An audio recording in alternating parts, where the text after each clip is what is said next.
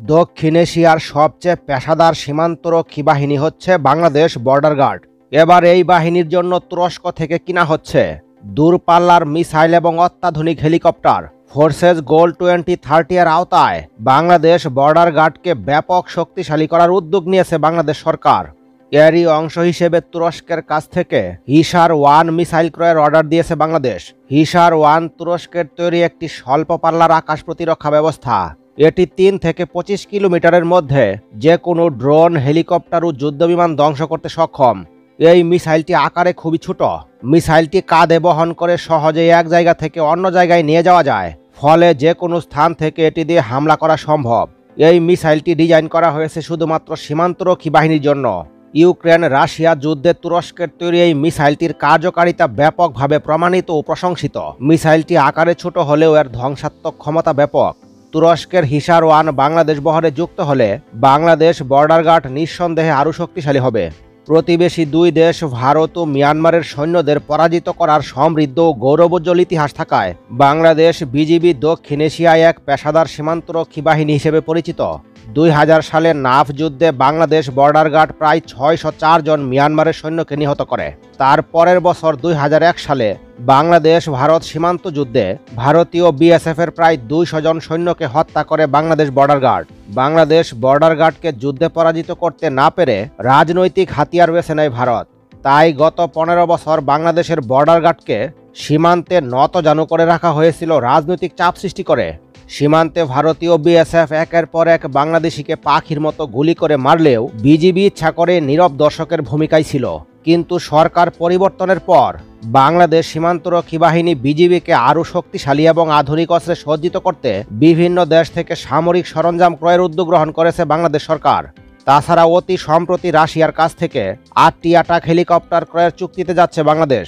কারণ দ্রুত সময়ের মধ্যে সীমান্তে প্রতিপক্ষের আক্রমণ রুখতে অ্যাটাক হেলিকপ্টারের কোনো বিকল্প নেই। পৃথিবীর বহু দেশে সীমান্ত নিরাপত্তায় অ্যাটাক হেলিকপ্টার নিয়োজিত থাকে। উদাহরণস্বরূপ তুরস্ক, ইরান, সৌদি আরব, ভারত, মিয়ানমার, চীন সহ বহু দেশ। বাংলাদেশের পার্শ্ববর্তী দুই দেশ ভারত ও মিয়ানমারের কাছে একাধিক অ্যাটাক হেলিকপ্টার থাকলেও বাংলাদেশ সীমান্তরক্ষী বাহিনী বিজিবির কাছে কোনো ধরনের অ্যাটাক হেলিকপ্টার নেই। বাংলাদেশের বর্ডার 4727 কিলোমিটার, যা পৃথিবীর 5ম বৃহত্তম আন্তর্জাতিক সীমান্ত। সুতরাং এই বিশাল সীমান্ত সুরক্ষায় কতগুলো অ্যাটাক হেলিকপ্টার প্রয়োজন তা নির্ভর করে ওই অঞ্চলের ভৌগোলিক অবস্থানের উপর। বাংলাদেশের সবচেয়ে বেশি অ্যাটাক হেলিকপ্টার প্রয়োজন দেশের পশ্চিমাঞ্চলীয় সীমান্তে, কারণ এই অঞ্চলের সাথে ভারতের মূল ভূখণ্ডের সরাসরি সংযোগ রয়েছে। ভারত কখনোই পূর্বাঞ্চলীয় সীমান্ত দিয়ে বাংলাদেশের উপর আক্রমণের সাহস দেখাবে না, কারণ চিকেন নেক ব্যতীত পূর্বাঞ্চলীয় রাজ্যগুলোর সাথে ভারতের যোগাযোগ রক্ষা করার জন্য কোনো বিকল্প অপশন নেই। এক্ষেত্রে রাজশাহী, রংপুর এবং খুলনা এই 3টি অঞ্চলের নিরাপত্তায় সবচেয়ে বেশি অ্যাটাক হেলিকপ্টার প্রয়োজন, কারণ এই 3টি অঞ্চল সরাসরি ভারতের মূল ভূখণ্ডের সঙ্গে জড়িত। বাংলাদেশের সীমান্ত সুরক্ষা নিশ্চিত করতে বিজিবির জন্য রাশিয়ার কাছ থেকে সর্বমোট 8টি Mi-28 অ্যাটাক হেলিকপ্টার ক্রয় করা হচ্ছে। শক্তিশালী জাতীয় প্রতিরক্ষা ব্যবস্থা নিশ্চিতে ফোর্সেস গোল 2030 বাস্তবায়ন করতে বাংলাদেশ বর্ডার গার্ডের সক্ষমতা আরও বাড়ানোর জন্য রাশিয়া থেকে কেনা হচ্ছে 8টি Mi-28 অ্যাটাক হেলিকপ্টার। এসব অ্যাটাক হেলিকপ্টার কিনতে ব্যয় হবে প্রায় 4100 কোটি টাকা। রাশিয়ার Mi-28 অ্যাটাক হেলিকপ্টার যে কোনো আবহাওয়ায় শত্রুর উপর হামলা চালাতে সক্ষম। রাতে অভিযান পরিচালনা করতে এতে রয়েছে অত্যাধুনিক নাইট ভিশন সেন্সর। এই হেলিকপ্টার এমনভাবে ডিজাইন করা হয়েছে যার মাধ্যমে শত্রুর অবস্থান সম্পর্কে ধারণা পাওয়ার পাশাপাশি শত্রুর জনবল সম্পর্কেও ধারণা পাওয়া যায়। এই হেলিকপ্টারে রয়েছে সশস্ত্র সুরক্ষা ব্যবস্থা। রাশিয়ার Mi-28 অ্যাটাক হেলিকপ্টার একসঙ্গে 8টি গাইডেড মিসাইল ফায়ারিং করতে সক্ষম। পাশাপাশি মেইন গান হিসেবে রয়েছে 12 মিলিমিটার মেশিন গান। সবচেয়ে গুরুত্বপূর্ণ বিষয় হচ্ছে এই অ্যাটাক হেলিকপ্টার দিয়ে 8 জন সৈন্য পরিবহন করা যায়।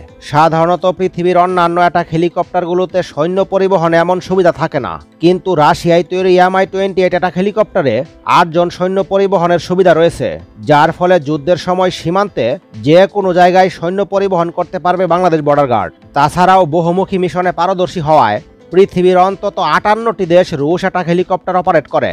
বাংলাদেশের প্রতিবেশী মিয়ানমারে অনেক আগে থেকেই তাদের সীমান্ত সুরক্ষায় এরকম 9টি অ্যাটাক হেলিকপ্টার ব্যবহার করে। তবে মিয়ানমারের অ্যাটাক হেলিকপ্টারগুলো পুরাতন ভার্সন, অর্থাৎ Mi-24 থেকে আপডেট করা ভার্সন। যদি বাংলাদেশের Mi-28 অ্যাটাক হেলিকপ্টারের সাথে মিয়ানমারের Mi-24 এর তুলনা করা হয়, তাহলে নিঃসন্দেহে বাংলাদেশের MI-28 অনেক বেশি এগিয়ে থাকবে। বাংলাদেশের অ্যাটাক হেলিকপ্টারে রয়েছে ফুল গ্লাস ককপিট এবং ডিজিটাল এভিউনিক সিস্টেম, যা দিনে এবং রাতে যে কোনো সময় এবং যে কোনো আবহাওয়ায় কাজ করতে পারবে। অস্ত্র ধারণের ক্ষেত্রে মিয়ানমারের MI-24 অ্যাটাক হেলিকপ্টার মাত্র 4টি অ্যান্টি ট্যাঙ্ক গাইডেড মিসাইল বহন করতে সক্ষম, সেখানে বাংলাদেশের অ্যাটাক হেলিকপ্টার 16টি অ্যান্টি ট্যাঙ্ক গাইডেড মিসাইল বহন করতে পারবে। তাছাড়া বাংলাদেশের MI-28 short range air to air missile নিক্ষেপ করতে সক্ষম। ফোর্সেস গোল 2030 এর আওতায় বাংলাদেশ বর্ডার গার্ডকে ব্যাপক শক্তিশালী করার উদ্যোগ নিয়েছে বাংলাদেশ সরকার। ঘোষণায় বলা হয়, তুরস্কের সঙ্গে বাংলাদেশের 7ম সমরাস্ত্র চুক্তি স্বাক্ষর হয়েছে। এর পূর্বে আলাদা আলাদা 6টি সামরিক চুক্তি স্বাক্ষর হয়েছিল। তার মধ্যে উল্লেখযোগ্য air defence system, multiple rocket launcher, antiship missile, বিমান বাহিনীর জন্য গাইডেড বোমা, সার্ভেইল্যান্স রাডার সহ একাধিক সমরাস্ত্র। সর্বশেষ ক্রয়কৃত আধুনিক সমরাস্ত্রের মধ্যে থাকবে বায়রাক্তার TB2 ড্রোন। তুরস্ক থেকে আরও ক্রয় করা হবে বোরা ব্যালিস্টিক মিসাইল। বহিঃশত্রুর কাছ থেকে বাংলাদেশের সীমান্ত রক্ষার দায়িত্ব বাংলাদেশ বর্ডার গার্ডের। বর্ডার গার্ডকে বলা হয় ফার্স্ট ডিফেন্স লাইন, কারণ আন্তর্জাতিক আইন অনুযায়ী যুদ্ধ ব্যতীত কোনো দেশের সীমান্তে সেনা মোতায়েন করা নিষিদ্ধ। সীমান্তে যুদ্ধ শুরু হলে সেটি মোকাবেলায় প্রাথমিক দায়িত্ব বাংলাদেশ বর্ডার গার্ডের। সেনাবাহিনী যুদ্ধে যোগ দেওয়ার আগ পর্যন্ত সীমান্তে বর্ডার গার্ডকে যুদ্ধ পরিচালনার দায়িত্ব পালন করতে হবে। তাই দেশের সার্বভৌমত্ব রক্ষায় বর্ডার গার্ডের ভূমিকা খুবই গুরুত্বপূর্ণ। তাছাড়া যুদ্ধ চলাকালীন সময়ে সেনাবাহিনীর সঙ্গে সমন্বয় করে কাজ করবে বাংলাদেশ বর্ডার গার্ড। তাই বর্ডার গার্ডের আধুনিকায়ন বর্তমান সময়ে সবচেয়ে বেশি প্রয়োজন। তাছাড়া বর্তমানে বাংলাদেশ বর্ডার গার্ডের সৈন্য সংখ্যা মাত্র 70,000, যেটা আরও বেশি বৃদ্ধি করা প্রয়োজন। কেননা বিশাল সীমান্ত সুরক্ষায় গড় অনুপাতে আরও বেশি সীমান্তরক্ষী বাহিনী প্রয়োজন। গত 3 বছর আগে বাংলাদেশ বর্ডার গার্ডের সৈন্য সংখ্যা ছিল 55,000 থেকে 60,000। 52 ব্যাটালিয়ন, বর্তমানে সেই সংখ্যা 62 ব্যাটালিয়নে বৃদ্ধি পেয়েছে। অর্থাৎ গত 3 বছরে 10 ব্যাটালিয়ন সৈন্য সংখ্যা যোগ করা হয়েছে। সর্বশেষ গত 3 বছরে 10,000 বর্ডার গার্ড নিয়োগ করা হয়েছে। বাংলাদেশ সরকার 2030 সালের মধ্যে বর্ডার গার্ড সৈন্য সংখ্যা 1 লক্ষে পৌঁছানোর পরিকল্পনা করছে। বাংলাদেশের সার্বভৌমত্ব রক্ষায় বাংলাদেশ সেনাবাহিনী, নৌবাহিনী এবং বিমান বাহিনী ছাড়াও বর্ডার গার্ডের সৈন্য সংখ্যা আরও বৃদ্ধি করতে হবে। কারণ বাংলাদেশের আয়তন, জনসংখ্যা ও শত্রু বিবেচনায় বর্তমানের সৈন্য সংখ্যা পর্যাপ্ত নয়। তবে সৈন্য সংখ্যা বৃদ্ধি করলেও কোয়ালিটিতে আপোষ করা যাবে না। ভারতীয় সামরিক বাহিনীতে সর্বমোট 55 লাখ সৈন্য থাকলেও তারা প্রশিক্ষণ ও কোয়ালিটি দুটোতেই পিছিয়ে রয়েছে। বাংলাদেশের ক্ষেত্রে এমনটা কাম্য নয়।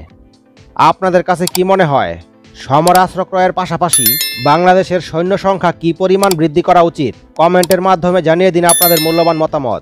পরবর্তী নতুন ভিডিও সবার আগে পেতে একটি লাইক দিয়ে চ্যানেলটি সাবস্ক্রাইব করে রাখুন।